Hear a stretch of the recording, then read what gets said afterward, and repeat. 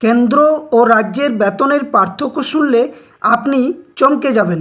প্রতি মাসে কত টাকা পাচ্ছেন কেন্দ্র সরকারের কর্মচারীরা এবং কত টাকা পাচ্ছেন রাজ্যের কর্মচারীরা, যেখানে বেসিক, ডিএ, এইচআরের যে পার্থক্য সেটা কিন্তু এক আকাশ জমিনের মতো পার্থক্য রয়েছে।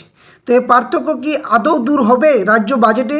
এটা নিয়ে কিন্তু প্রশ্ন জাগছে, যেখানে রাজ্যের কর্মচারীরা দীর্ঘদিন ধরে ডিএ পাওয়ার অপেক্ষাতে রয়েছে, যেখানে রাজ্যের কর্মচারীর সাথে কেন্দ্রের সরকারি কর্মচারীদের যে বেতনের পার্থক্য বা ডিএর পার্থক্য বলা চলে যদি, তাহলে বেতনের পার্থক্য প্রায় একজন 35,000 বেতনভোগী কর্মচারী বেসিক পে হিসেবে হতে গেলে 17,000-এর মতো, এবং যেখানে ডিএর পার্থক্য 42% কাছাকাছি। তো রাজ্য সরকার বাজেটে কি আদৌ রাজ্যের কর্মচারীদের বকেয়া ডিএ মিটিয়ে দেবে? রাজ্যের সরকারি কর্মচারীদের আদৌ কি ডিএর হার কি বৃদ্ধি করা হবে? এই সমস্ত তথ্যগুলো এক এক করে আপনার সামনে তুলে ধরার চেষ্টা করব। Hello friends, welcome to my YouTube channel the web education. So friends, চলুন বিষয়টি ডিটেলস আলোচনা করা যাক। এই ভিডিওর মধ্যে দিয়ে রাজ্য সরকারি কর্মচারী এবং কেন্দ্র সরকারি কর্মচারীদের যে বেতন, ডিএ, এইচআরএস যে পার্থক্য, সেই পার্থক্যটা কতটা কী রয়েছে, তো একদম ডিটেলস আপনার সামনে তুলে ধরার চেষ্টা করছি। তো দেখুন, যে কনফেডারেশন অফ স্টেট গভর্নমেন্ট এমপ্লয়িজের যে মুখপাত্র রয়েছেন মলয় মুখোপাধ্যায়, তিনি একটা বিষয় উল্লেখ করেছেন। প্রথমত সেটা আপনার সামনে তুলে ধরি।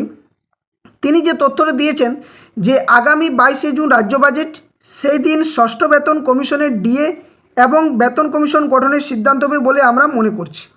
রাজ্যে এখন ডাবল ইঞ্জিন সরকার, স্বাভাবিকভাবেই কেন্দ্র এবং রাজ্যের যে বেতনের ফারাক সেটা সরকারকে একটু মনে করিয়ে দিতে চায়। নিচের সারণীতে যেখানে তিনি বলেছেন যে আমাদের 1 নম্বর স্কেলের বেসিক 17,000 টাকার সঙ্গে 18% ডিএ এবং 12% বাড়ি ভাড়া যোগে মোট বেতনের পরিমাণ হচ্ছে 22,100 টাকা। অপরদিকে কেন্দ্রের 1 নম্বর স্কেলের বেসিক যে 18,000 কর্মচারী এবং এক্ষেত্রে যদি 60% ডিএ এবং 27% বাড়ি ভাড়া যদি ভাতা যোগ করে, তাহলে মোট বেতন দাঁড়াচ্ছে কত না 33,660 টাকা। অর্থাৎ এখান থেকে প্রায় যে পার্থক্য সেটা হচ্ছে প্রায় 11,510 টাকার মতো বা 60 টাকার মতো সম্ভবত।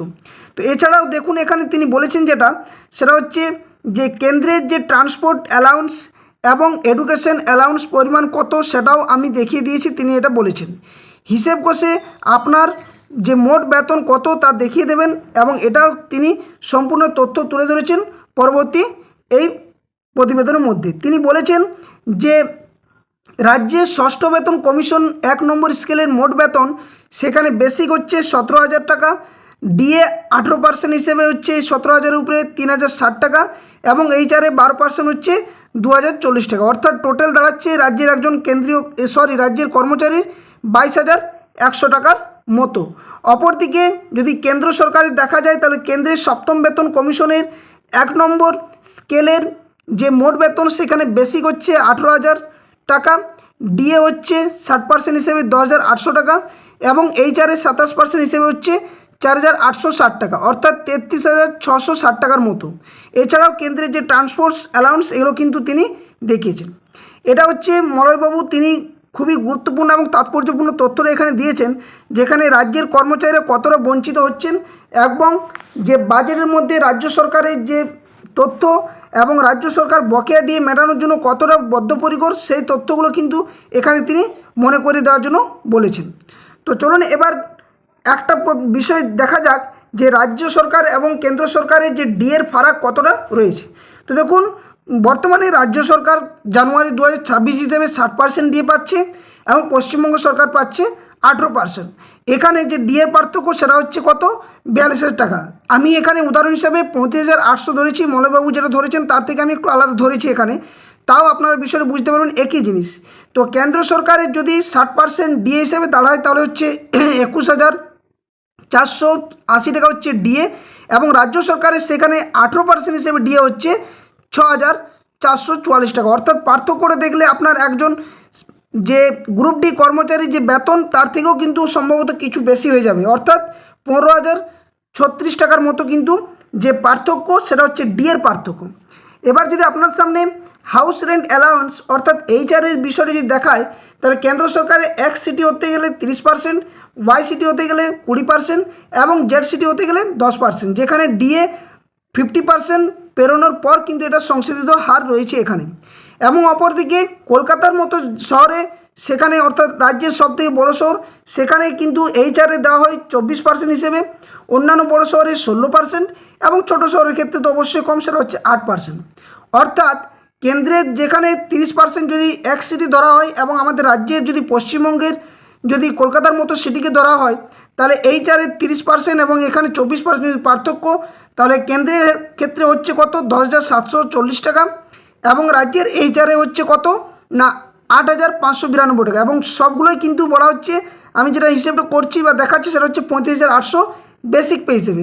অর্থাৎ এখানেও যে এইচআরের পার্থক্য সেটা কিন্তু অনেকটা, অর্থাৎ 2,148 টাকার মতো এই এইচআরের পার্থক্যটা কিন্তু রয়েছে কলকাতার মতো শহর রাজ্যের এবং কেন্দ্রের যে এক সিটির মতো শহরের পার্থক্য। আবার অপর দিকে যদি মোট মাসিক যে পার্থক্য বেতন সেটা যদি উদাহরণ 35,800 উপরে দেখায়, তাহলে দেখুন কেন্দ্রের ক্ষেত্রে যদি বেসিক 35,800, রাজ্যের ক্ষেত্রেও 35,800 আমি ধরেছি। ডিএ যদি দেখায় তাহলে কেন্দ্রের ক্ষেত্রে 60% হিসেবে দাঁড়াচ্ছে কত না 60% হিসেবে দাঁড়াচ্ছে 21,480 টাকা, রাজ্যের ক্ষেত্রে দাঁড়াচ্ছে কত 6,444 টাকা। এইচআরের যে পার্থক্য সেটা হচ্ছে কেন্দ্রের কত 10,740 টাকা এবং রাজ্যের ক্ষেত্রে কত 8,592 টাকা। অর্থাৎ কেন্দ্রের ডিএ বেসিক এবং এইচআর মিলে হচ্ছে 68,020 টাকার মতো এবং রাজ্যের ক্ষেত্রে ডিএ এইচআর এবং বেসিক হিসেবে হচ্ছে 50,636 টাকা। অর্থাৎ টোটাল যদি পার্থক্য দেখেন তাহলে সত্যি মাথায় হাত নেওয়ার মতো, সেটা হচ্ছে 17,184 টাকার মতো যে পার্থক্য কেন্দ্র এবং রাজ্যের। এবং এটা কিন্তু একটা বর্তমান যে পরিসংখ্যান যদি আপনারা দেখেন তাহলে এটাই দাঁড়াচ্ছে এই মুহূর্তে। তাহলে ভাবতে পারছেন কেন্দ্র এবং রাজ্য সরকারের মধ্যে যে পার্থক্যগুলো রয়েছে সরকারি কর্মচারীদের, সেখান থেকে কিন্তু একটা বিষয় পরিষ্কার যে রাজ্য সরকারের যে বেতন ডিএ এইচআরএ সেগুলো এবং কেন্দ্র সরকারের বেসিক ডিএ এবং এইচআরের যে পার্থক্য সেটা কিন্তু দেখতে গেলে একজন রাজ্যের গ্রুপ ডি কর্মচারীর বেতনের থেকেও কিন্তু বেশি। এবং যেখানে দেখা যাচ্ছে যে রাজ্য সরকারি কর্মচারীদের গ্র্যান্ড ইন এড কর্মচারী, সাথে সাথে পেনশনার, ফ্যামিলি পেনশনার এবং কেএমসির মতো জায়গাতে যে সমস্ত পেনশনাররা রয়েছেন ওনাদের কিন্তু এখনও পর্যন্ত সমস্ত ডিএ বকেয়া সেটা কিন্তু মেটানো হয়নি। এবং রাজ্য সরকার যেখানে বলেছে বাজেটের মধ্যে 100% ডিএ মিটিয়ে দেওয়া হবে, অর্থাৎ সুপ্রিম কোর্টের যে রায় মোতাবেক কিস্তি হিসেবে 25% হিসেবে যে বকেয়া ডিএ সেটা কিন্তু মেটানোর প্রতিশ্রুতি দিয়েছে। এখন দেখার বিষয় রাজ্য বাজেটে আদৌ রাজ্যের কর্মচারীরা তাদের যে এতদিনের দীর্ঘদিনের বঞ্চনা বা বঞ্চিত হওয়ার যে আশা সেটা কি দেখতে পাচ্ছে কি পাচ্ছে না, সেটা কিন্তু 22 তারিখ অর্থাৎ 22শে জুনেই কিন্তু বাজেটে সেটা বোঝা যাবে। তো এই ছিল সম্পূর্ণ আপডেট আপনার সামনে। যদি ভিডিওটি ভালো লেগে থাকে এবং ভিডিওটি যদি বোধগম্য হয় অবশ্যই ভিডিওটি লাইক করবেন, বাক্সে শেয়ার করবেন।